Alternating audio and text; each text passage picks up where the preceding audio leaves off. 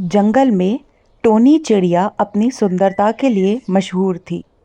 उसके सुनहरे पंख, चमकती हुई चोंच और सुरीली आवाज़ ने हर किसी को उसका दीवाना बना दिया था।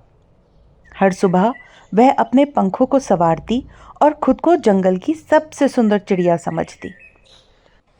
मुझसे ज्यादा सुंदर चिड़िया इस जंगल में कोई नहीं। मेरी सुंदरता के आगे सब फीके हैं।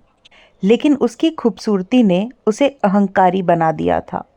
वह दूसरों से बात करना या उनकी मदद करना जरूरी नहीं समझती थी। एक दिन जंगल के जानवर तालाब के पास इकट्ठा हो गए थे। मोर राजू अपने रंग बिरंगे पंख फैलाकर नाच रहा था। राजू, तुम्हारे पंख भले ही रंग बिरंगे हों, लेकिन उनमें मेरी जैसी चमक कहाँ। टोनी, हर किसी की अपनी सुंदरता होती है, लेकिन सिर्फ बाहरी सुंदरता पर घमंड करना सही नहीं। लोग मुझे बहुत सुंदर कहते हैं, मेरे पंखों को ले जाते हैं और अपने घरों में सजाते हैं, लेकिन सुंदरता सिर्फ बाहरी नहीं, अंदरूनी भी होती है। मुझे किसी की सलाह की जरूरत नहीं। मैं तो इस जंगल की रानी हूँ। राजू चुपचाप वहां से चला गया, लेकिन अन्य जानवर टोनी की बातों से निराश हो गए। एक दिन की बात है। टोनी जंगल में उड़ते उड़ते एक गंदी नदी के पास पहुंच गई। उसकी परछाई पानी में दिख रही थी और वह उसे देखकर खुश हो रही थी। वाह, मेरी सुंदरता तो और भी निखर गई है।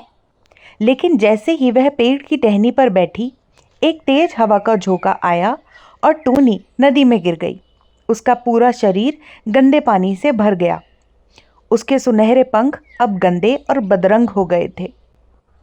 ओहो, मेरी सुंदरता, मेरे पंख, कोई मुझे बचाओ, कोई मुझे बचाओ। टोनी ने मदद के लिए चिल्लाना शुरू किया। पास ही बैठा कौवा कालू, मोर राजू और बुलबुल मीना ने उसकी आवाज सुनी। टोनी मुसीबत में है, चलो उसकी मदद करते हैं।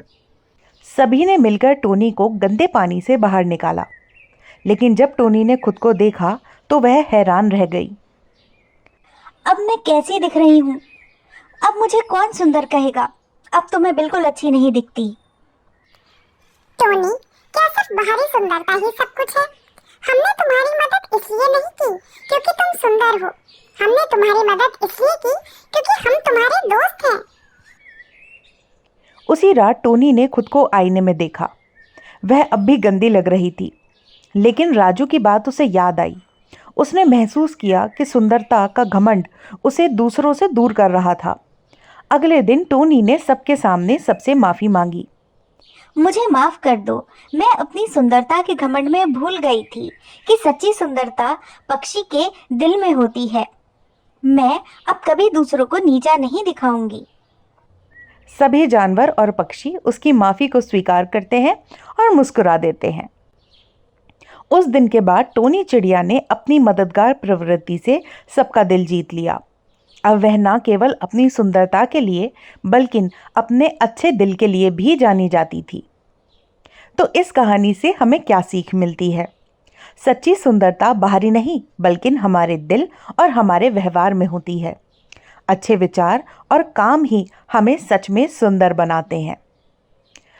अगर आपको हमारी ये कहानी अच्छी लगी तो हमारे चैनल को लाइक, शेयर और सब्सक्राइब ज़रूर करें और हमें कमेंट कर ज़रूर बताएं कि आपको हमारी कहानी की दी गई सीख कैसी लगी। धन्यवाद।